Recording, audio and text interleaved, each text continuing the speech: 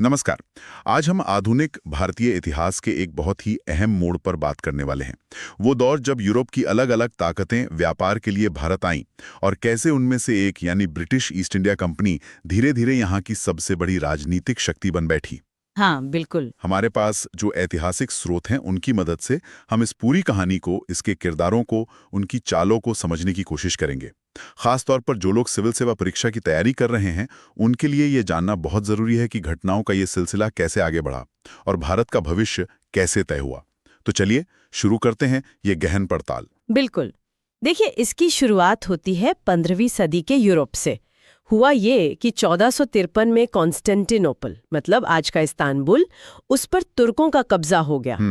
तो जो पुराना जमीनी रास्ता था ना यूरोप और एशिया के बीच व्यापार का, वो एक तरह से बाधित हो गया। अब भारतीय मसाले, कपड़े, रेशम, ये सब यूरोप में बहुत महंगे हो गए थे क्योंकि अरब बिचौलियां आ गए थे बीच में। अच्छा। और उसी समय यूरोप में रेनेसां, मतलब पुनर्जागरण का दौर था। नई खोजें हो रही थीं, साइंस तरक्की कर रहा था, खासकर जहाज बनाने में, समुद्री रास्ते खोजने में। तो पुर्तगाल और स्पेन जैसे देश वो बहुत उत्सुक थे कि भारत तक सीधा समुद्र का रास्ता खोजा जाए। तो सबसे पहले पुर्तगाली आए। प्रिंस हेनरी द नेविगेटर का नाम आता है इसमें। हाँ, उनका बड़ा इंटरेस्ट था कि मुस्लिम कंट्रोल वाले रास्तों से हटकर सीधे इंडिया पहुंचा जाए। चर्च ने भी सपोर्ट किया। फिर 1494 में एक संधि हुई, टोरडेसलस की संधि। हाँ, सुना है इसके बारे में। उसने पुर्तगाल और स्पेन के बीच में दुनिया के जो गैर ईसाई हिस्से थे उनका बंटवारा कर दिया। एक लाइन खींचती अटलांटिक में। पूरब का हिस्सा पुर्तगाल को मिला, पश्चिम का स्पेन को। तो भारत पुर्तगाल के हिस्से में आया। और फिर 1498 में वो मशहूर यात्रा हुई, वास्को डी गामा कैलिकट पहुंचा। हाँ, बिल्कुल। एक गुजराती पायलट थे अब्दुल मजीद, उनकी मदद से। कालीकट के राजा थे जमोरिन, उन्होंने स्वागत भी किया। हाँ, क्योंकि उनके राज्य की इकोनॉमी ट्रेड पर ही चलती थी। लेकिन एक बात समझनी जरूरी है, पुर्तगालियों का इरादा सिर्फ व्यापार नहीं था। वो चाहते थे इस पूरे फायदेमंद समुद्री व्यापार पर, खासकर मसालों पर, कब्जा करना। मोनोपोली। अच्छा, मतलब अरब व्यापारियों को बाहर करना था। एग्जैक्टली। ये सोच पहले नहीं थी। पहले सब मिलकर व्यापार करते थे। वास्को डी गामा जब वापस गया, कहते हैं बहुत मुनाफा हुआ। हाँ, जाहिर है। फिर और लोग आए। पेड्रो एल्वारेज कैब्राल आया 1500 में। उसने कालीकट में फैक्ट्री डालने की कोशिश की, लेकिन वहां झगड़ा हो गया स्थानीय लोगों और अरब व्यापारियों से। फिर उसने कोचीन और कैन्नौर के राजाओं से दोस्ती की। धीरे धीरे कोचीन, कन्नौर, गोवा ये सब पुर्तगाली सेंटर बन गए और उन्होंने अपनी फैक्ट्रियों की किलेबंदी भी शुरू कर दी। तो ये सिर्फ ट्रेडिंग पोस्ट नहीं थे, ये किले बन रहे थे। फिर गवर्नरों का दौर आया। फ्रांसिस्को डी अल्मेडा, उसकी ब्लू वाटर पॉलिसी क्या थी, ये काफी पूछा जाता है। हाँ, अल्मेडा जो 1505 में पहला गवर्नर बना, वो समझ गया था कि अगर भारत में टिकना है तो समंदर पर कब्जा करना होगा, हिंद महासागर पर कंट्रोल। तो उसकी ब्लू वाटर पॉलिसी का मतलब था नेवल सुप्रीमेसी, नौसैनिक दबदबा। उसने कारताज सिस्टम शुरू किया। कारताज वो क्या था? एक तरह का परमिट। भारतीय और अरब जहाजों को पुर्तगालियों से ये कारताज लेना पड़ता था हिंद महासागर में चलने के लिए, वरना पुर्तगाली उनके जहाज लूट लेते थे। अच्छा, मतलब समंदर पर टैक्स वसूल रहे थे एक तरह से। हाँ, बिल्कुल, अपनी दादागिरी स्थापित कर रहे थे। फिर अल्मेडा के बाद आया अल्फोंसो डी एल्बुकर्क। इसको भारत में पुर्तगाली शक्ति का असली संस्थापक मानते हैं। क्यों? उसने ऐसा क्या खास किया? अल्बुकर्क ने 1510 में बीजापुर के सुल्तान से गोवा छीन लिया। ये बहुत बड़ा कदम था। सोचिए, पहली बार कोई यूरोपियन ताकत भारतीय जमीन पर कब्जा कर रही थी। हाँ, ये तो टर्निंग पॉइंट था। गोवा फिर उनका हेडक्वार्टर बन गया। अल्बुकर्क ने एक और काम किया। उसने पुर्तगालियों को एनकरेज किया कि वो भारतीय महिलाओं से शादी करें, ताकि एक परमानेंट पुर्तगाली आबादियां बस सके। सही। सती प्रथा को भी उसने गोवा में बंद करवाया। और नीनो द कुन्हा ने हेडक्वार्टर कोचीन से गोवा शिफ्ट किया। जी। फिर गुजरात के बहादुर शाह से बसीन और दीव लिए, लेकिन फिर मुगलों से रिश्ते बिगड़ने लगे इनके। हाँ, देखिए, शुरुआत में अकबर जैसे बादशाह जेजुइट पादरियों से, उनकी नॉलेज से काफी इम्प्रेस्ड थे, लेकिन धीरे धीरे पुर्तगालियों की जो धार्मिक नीतियां थीं वो कट्टर होती गईं। खासकर गोवा में इंक्विजिशन शुरू हुआ, जहां गैर ईसाइयों पर अत्याचार होता था। फिर उनकी समुद्री लूटपाट, पायरेसी, ये ये सब मुगलों को पसंद नहीं आया और जब 1612 में अंग्रेजों ने सूरत के पास पुर्तगाली नेवी को हरा दिया, हाँ, कैप्टन बेस्ट, तो मुगलों को लगा कि पुर्तगाली उतने भी ताकतवर नहीं है, इनका विकल्प मौजूद है। शाहजहां के टाइम पे तो 1632 में हुगली से पुर्तगालियों को निकाल ही दिया गया। क्यों निकाला था? वो वहां बिना इजाजत किलेबंदी कर रहे थे, नमक के व्यापार पर कब्जा कर रहे थे और सबसे बुरा वो हिंदू और मुसलमान बच्चों को अगवा करके उन्हें जबरदस्ती ईसाई बना रहे थे, दास व्यापार कर रहे थे। ओह, तो फिर पुर्तगालियों का पतन क्यों हुआ? वो तो सबसे पहले आए थे, इतना दबदबा बनाया था। कई कारण थे। एक तो भारत में ही मुगल और फिर मराठा जैसी बड़ी ताकतें उठ खड़ी हुई। दूसरा उनकी अपनी नीतियां, धार्मिक कट्टरता, व्यापार में बेईमानी, लूटपाट, इससे लोकल लोग उनके खिलाफ हो गए। फिर ब्राजील की खोज हुई तो उनका ध्यान उधर भी बट गया और सबसे बड़ा कारण डच और अंग्रेज आ गए। वो ऑर्गेनाइजेशन में, नेवी में, पैसों में हर तरह से पुर्तगालियों से बेहतर थे। लेकिन उनका महत्व तो था। बिल्कुल, वो पहले यूरोपीय थे जो समुद्र के रास्ते आए। वो तोप वाले जहाज लाए, मिलिट्री में अनुशासन लाए, नई तकनीक लाए, तंबाकू, काजू जैसी फसलें भी वही लाए और गए भी सबसे आखिर में 1961 में गोवा से। पुर्तगालियों के बाद फिर डच आए। हाँ, डच। 1602 में उनकी कंपनी बनी, VOC। इसको डच सरकार ने बहुत अधिकार दिए थे, व्यापार के साथ साथ लड़ाई करने, संधि करने, इलाके जीतने के भी। अच्छा। उन्होंने मसूलीपट्टनम, पुलिकट, सूरत, बंगाल में चिंसुरा, कोचीन, कई जगह फैक्ट्रियां खोलीं। उनका मेन काम था भारत से कपड़ा, नील, शोरा, अफीम वगैरह लेकर इंडोनेशिया जाना, वहां मसाले खरीदना और फिर वो मसाले यूरोप ले जाना। एक तरह का इंट्रा एशियन ट्रेड भी करते थे वो। लेकिन अंग्रेजों से इनकी भी खूब ठनी। बहुत ज्यादा। 1623 में एम्बोइना, इंडोनेशिया में डचों ने कुछ अंग्रेजों को मार दिया था। उसके बाद तो दुश्मनी बहुत बढ़ गई। हालांकि बाद में एक समझौता हुआ कि डच इंडोनेशिया पर फोकस करेंगे, अंग्रेज इंडिया पर, लेकिन फिर भी टक्कर होती रही। आखिरकार 1759 में बंगाल में बेदारा की लड़ाई हुई। बेदारा या हुगली की लड़ाई भी कहते हैं शायद। हाँ, वही। उसमें अंग्रेजों ने डचों को हरा दिया। उसके बाद भारत में डच लोगों की राजनीतिक उम्मीदें खत्म हो गईं। उनका मेन फोकस हमेशा इंडोनेशिया का मसाला ट्रेड ही रहा। चले, अब आते हैं उस कंपनी पर जिसने आखिरकार सबको पीछे छोड़ दिया, अंग्रेज। इनकी शुरुआत कैसे हुई? अंग्रेजों की दिलचस्पी बढ़ी 1588 में स्पेनिश आर्माडा के हार के बाद। उनकी नेवी का कॉन्फिडेंस बढ़ा। 1699 में कुछ व्यापारियों ने मिलकर कंपनी बनाई और 31 दिसंबर 1600 को महारानी एलिजाबेथ प्रथम ने उन्हें ईस्ट इंडीज के साथ व्यापार करने का चार्टर दे दिया। ये थी ब्रिटिश ईस्ट इंडिया कंपनी की शुरुआत। लेकिन शुरुआत तो मुश्किल रही होगी। पुर्तगाली थे पहले से? हाँ, बिल्कुल। कैप्टन हॉकिंस 1609 में जहांगीर के दरबार में आया था फैक्ट्री की इजाजत लेने, लेकिन पुर्तगालियों ने कामयाब नहीं होने दिया। असली ब्रेक थ्रू मिला 1612 में, जब कैप्टन थॉमस बेस्ट ने सूरत के पास समंदर में पुर्तगालियों को हराया। इससे जहांगीर बड़ा इंप्रेस हुआ और 1613 में सूरत में अंग्रेजों को परमानेंट फैक्ट्री खोलने की इजाजत दे दी। अच्छा, तो वो नेवल विक्ट्री काम आई। हाँ, फिर 1615 में सर थॉमस रो आए, राजा जेम्स प्रथम के एम्बेसडर बनकर। उन्होंने जहांगीर से और भी कई रियायतें हासिल की, जैसे आगरा, अहमदाबाद में फैक्ट्री खोलने की इजाजत। और बॉम्बे का किस्सा तो बड़ा मजेदार है, दहेज में मिला था। हाँ, ये गजब है। 1662 में इंग्लैंड के राजा चार्ल्स द्वितीय की शादी हुई पुर्तगाल की राजकुमारी कैथरीन से। दहेज में पुर्तगाल ने बॉम्बे का टापू राजा को दे दिया। कमाल है।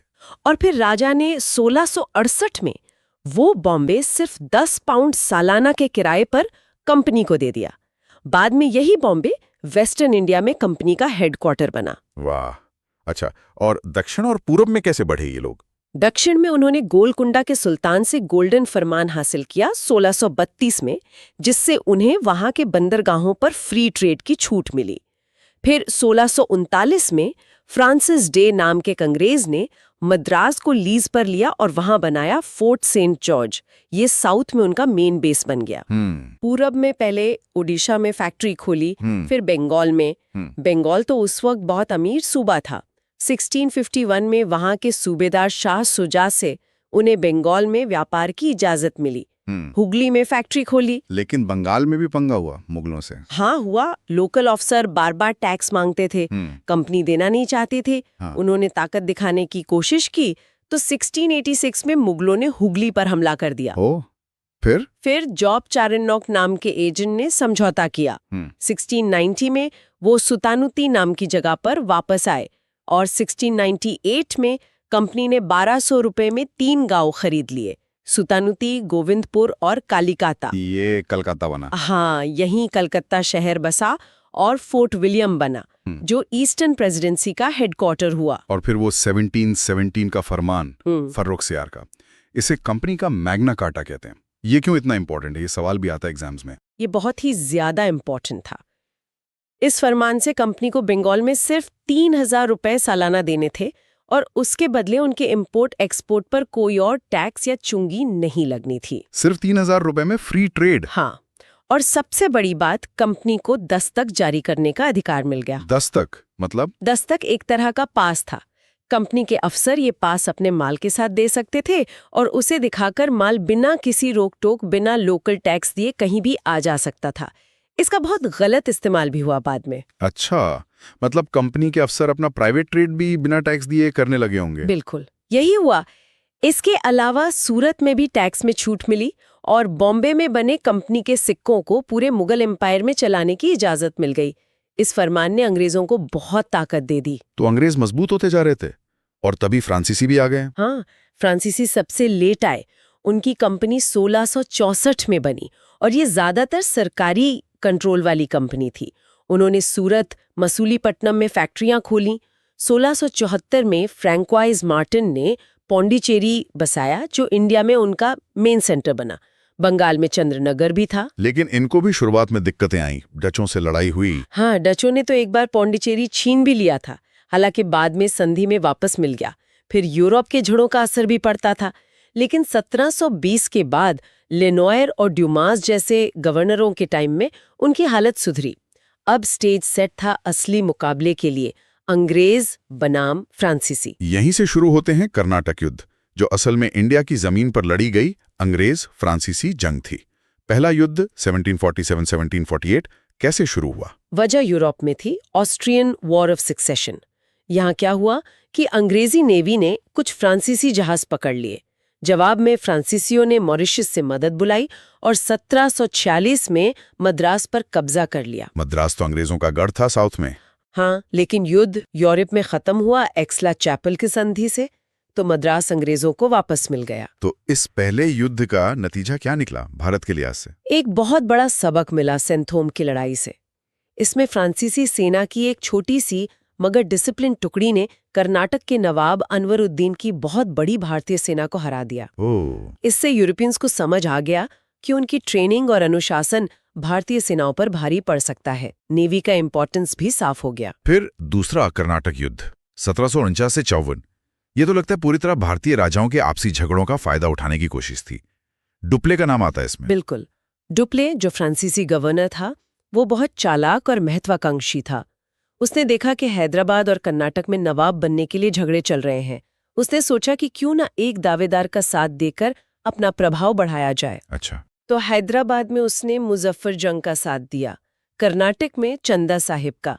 अंग्रेजों ने फिर उनके दुश्मनों नासिर जंग और अनवरुद्दीन, बाद में मोहम्मद अली का साथ दिया। मतलब प्रॉक्सी वॉर चल रहा था, भारतीय राजा लड़ रहे थे, पीछे से यूरोपियन ताकतें थीं। एग्जैक्टली। शुरुआत में डुप्ले कामयाब रहा। 1749 में अंबूर की लड़ाई में अनवरुद्दीन मारा गया। डुप्ले का दबदबा बढ़ गया। उसने हैदराबाद में एक फ्रांसीसी सेना रख दी जिसका सारा खर्चा नवाब उठाता था। ये एक तरह से सब्सिडियरी अलायंस या सहायक संधि का अर्ली मॉडल था। हाँ, ये पॉइंट नोट करने वाला है। लेकिन फिर रॉबर्ट क्लाइव ने सीन बदल दिया। वो आर्कोट वाली कहानी क्या है? हाँ, क्लाइव उस वक्त कंपनी में बस एक राइटर या क्लर्क था। उसने देखा कि फ्रांसीसी सेना त्रिचिनोपोली में मोहम्मद अली को घेरे हुए है। क्लाइव ने आइडिया दिया कि अगर हम कर्नाटक की राजधानी आर्कोट पर ही हमला कर दें तो चंदा साहिब को त्रिचिनोपोली से सेना हटानी पड़ेगी। बड़ा डेयरिंग प्लान था। सिपाही लेकर गया और आर्कोट पर कब्जा कर लिया। फ्रांसीसियों ने 53 दिन तक घेरा डाले रखा, लेकिन आर्कोट वापस नहीं ले पाए। क्लाइव हीरो बन गया। इससे पूरा गेम पलट गया, अंग्रेजों का पल्ला भारी हो गया। और डुप्ले? फ्रांसीसी सरकार उसकी महंगी लड़ाइयों से तंग आ गई थी, उसे 1754 में वापस बुला लिया। ये फ्रांसीसियों के लिए बड़ा झटका था। डुप्ले में विजन तो था, पर शायद वो क्लाइव जैसा फील्ड कमांडर नहीं था और उसके पास रिसोर्सेज भी कम थे। और इस युद्ध का एक असर ये भी हुआ कि भारतीय नवाब अब पूरी तरह यूरोपियन सपोर्ट पर डिपेंडेंट हो गए। हाँ, वो अब रूलर कम पपेट ज्यादा बन गए थे। फिर तीसरा कर्नाटक युद्ध 1758-63, ये फाइनल राउंड था। हाँ, ये यूरोप में चल रहे 7 इयर्स वॉर का हिस्सा था। फ्रांसीसी कमांडर काउंट डे लाली आया। उसने शुरू में फोर्ट सेंट डेविड जीता भी, लेकिन असली मुकाबला हुआ 22 जनवरी 1760 को वॉन्डिवाश में। वॉन्डिवाश, ये नाम तो बहुत सुना है। बहुत इंपॉर्टेंट लड़ाई है ये। अंग्रेज जनरल थे आयरकूट, उन्होंने लाली की सेना को बुरी तरह हराया। फ्रांसीसी जनरल बुसी को बंदी बना लिया। 1761 में पौंडीचेरी ने भी सरेंडर कर दिया। तो वॉन्डिवाश ने तय कर दिया कि भारत में कौन राज करेगा। एक तरह से हाँ, इसने भारत में फ्रांसीसी पॉलिटिकल पावर को खत्म कर दिया। 1763 में पेरिस की संधि हुई, फ्रांसीसियों को उनकी फैक्ट्रियां वापस मिली, पर अब वो सिर्फ व्यापारी थे, न किले बना सकते थे, न सेना रख सकते थे। अंग्रेजों का रास्ता साफ हो गया। अब उनका कोई यूरोपियन कॉम्पिटिटर नहीं बचा था इंडिया में। तो फाइनली अंग्रेज क्यों जीते और फ्रांसीसी क्यों हारे, क्या कारण थे? देखो, कई फैक्टर्स थे। पहला, अंग्रेजी कंपनी प्राइवेट थी, उसमें ज्यादा फ्लेक्सिबिलिटी थी, मोटिवेशन था। फ्रांसीसी कंपनी सरकारी थी, तो फैसले लेने में देरी होती थी, नौकरशाही थी। दूसरा, अंग्रेजी नेवी ज्यादा ताकतवर थी, वो समंदर से फ्रांस और इंडिया के बीच का कनेक्शन काट सकते थे। तीसरा, अंग्रेजों के पास 3 बड़े बेस थे, बॉम्बे, मद्रास, कलकत्ता। फ्रांसीसियों के पास मेनली पौंडीचेरी ही था। और बंगाल जीतने के बाद तो अंग्रेजों के पास पैसा भी बहुत आ गया होगा। बिल्कुल, बंगाल के रिसोर्सेज ने उनकी बहुत मदद की। फ्रांसीसियों ने क्या किया कि व्यापार पे ध्यान कम दिया, लड़ाइयों में पैसा ज्यादा लगा दिया। कंपनी की माली हालत खराब हो गई। अंग्रेजों ने हमेशा ट्रेड और प्रॉफिट पर फोकस रखा। लीडरशिप का भी फर्क था। हाँ, अंग्रेजों के पास क्लाइव, आयाकूट, लॉरेंस जैसे कई काबिल लोग थे। फ्रांसीसियों में डुप्ले के बाद उस लेवल का कोई नहीं आया। फिर इंग्लैंड में सरकार स्टेबल थी, फ्रांस में उस दौरान उथल-पुथल चल रही थी। इंग्लैंड में इंडस्ट्रियल रेवोल्यूशन भी पहले शुरू हुआ। और हाँ, वो लड़ाई के लिए पैसा जुटाने में भी बेहतर थे। उनके पास बैंक ऑफ इंग्लैंड था, एक अच्छा फाइनेंशियल सिस्टम था। अच्छा, एक और ग्रुप था डेनिश, डेनमार्क वाले। हाँ, वो भी आए थे। 1616 में उनकी कंपनी बनी। ट्रैंक्यूबार तमिलनाडु और सेरामपुर बंगाल में उनकी फैक्ट्री थी। लेकिन उनका ट्रेड कभी बहुत बड़ा नहीं हुआ। वो अपनी मिशनरी एक्टिविटीज के लिए ज्यादा जाने जाते हैं। 1845 में उन्होंने अपनी बस्तियां अंग्रेजों को ही बेच दी। अगर हम देखें कि ये सब लोग आखिर बेच क्या रहे थे, खरीद क्या रहे थे, मेन आइटम्स क्या थे ट्रेड के? शुरुआत में तो सबसे बड़ा आइटम था भारत का सूती कपड़ा, कॉटन टेक्सटाइल्स, मलमल, छींट, कैलिको। इनकी यूरोप में जबरदस्त डिमांड थी। इसके अलावा रेशम, शोरा, सॉल्ट पीटर जो बारूद बनाने में काम आता था, नील, इंडिगो डाई के लिए, और अफीम। ये चीजें न सिर्फ यूरोप जाती थीं, बल्कि कंपनियां इन्हें एशिया के दूसरे हिस्सों में भी बेचती थीं, जैसे चीन या इंडोनेशिया, वहां से मसाले खरीदने के लिए। तो ये एक पूरा नेटवर्क था। भारतीय कारीगर, व्यापारी, दलाल, फिर ये यूरोपीय कंपनियां। हाँ बिल्कुल, यूरोपीय कंपनियों को इस मौजूदा सिस्टम में फिट होना पड़ा शुरू में। लेकिन धीरे धीरे जिनके पास ज्यादा पैसा था, बेहतर ऑर्गेनाइजेशन था, जैसे अंग्रेज, उन्होंने अपनी फैक्ट्रियों को बड़े सेंटर्स में बदल दिया। और फिर ये व्यापारिक सेंटर ही पॉलिटिकल पावर के सेंटर बन गए। तो ये थी पूरी कहानी, कैसे यूरोप की अलग अलग ताकतें भारत आईं, कैसे उनमें आपस में लड़ाइयां हुईं और कैसे आखिरकार अंग्रेज सबसे ऊपर निकल गए। पुर्तगाली, डच, अंग्रेज, फ्रांसीसी, डेनिश, सबकी अपनी कहानी थी, अपनी महत्वाकांक्षाएं थीं। सिविल सेवा परीक्षा के लिहाज से ये सारे इवेंट्स, ट्रीटीज, युद्ध और खासकर अंग्रेजों की सफलता के कारण ये सब बहुत महत्वपूर्ण है। बिल्कुल, और ये हमें सोचने पर भी मजबूर करता है, क्या ये सिर्फ यूरोपियन ताकतों की सुपीरियॉरिटी थी या इसमें भारतीय शासकों की कमजोरियां, उनकी आपसी फूट, उनकी दूरदर्शिता की कमी, इसका भी उतना ही बड़ा रोल था? शायद सच इन दोनों के बीच में कहीं है। ये एक सवाल है जिस पर हमारे श्रोता सोच सकते हैं। इसी विचार के साथ आज की ये चर्चा यहीं समाप्त करते हैं।